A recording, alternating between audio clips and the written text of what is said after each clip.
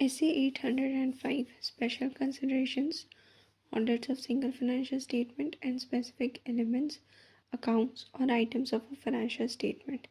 Now, SA 805 किससे deal करता है? Deals with special consideration in application of those essays to audit of single financial statement or specific elements, accounts or items of financial statement.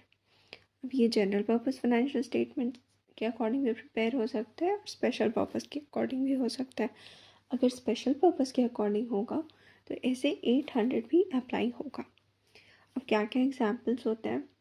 Trade receivables, cash and bank balance, debts, doubtful debts, allowance for doubtful debts, inventory, schedule of externally managed assets and income of private pension plan, schedule of tangible assets, schedule of disbursements in relation to lease property.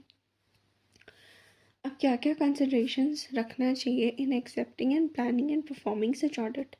अब दो चीज़ें, या तो auditor complete set of financial statements का audit किया है या फिर नहीं किया है. अगर किया है तो फिर उसको रेलिवेंट एसेस को कंप्लाई करना पड़ेगा.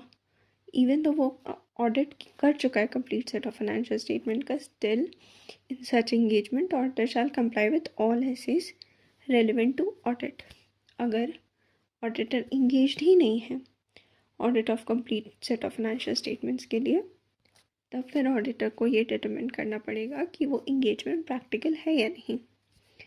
It may not be practical because auditor को वो सेम लेवल ऑफ अंडरस्टैंडिंग नहीं मिलेगा एंटिटी के बारे में और उसके इन्वॉल्वमेंट के बारे में, उसके इंटरनल कंट्रोल्स के बारे में, जो जिस लेवल का अंडरस्टैंडिंग उस ऑडिटर को मिलता अगर वो complete set of financial statements का ऑडिट कर रहा होता.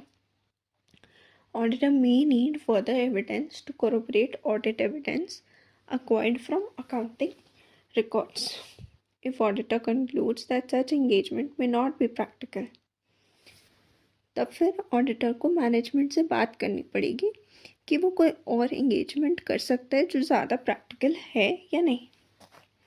When auditing single financial statement or specific element, auditor may use audit evidence obtained as part of audit of complete set of financial statement. जो audit evidence complete set of financial statement के लिए use हुआ था वो single financial statements के लिए भी use कर सकते हैं. लेकिन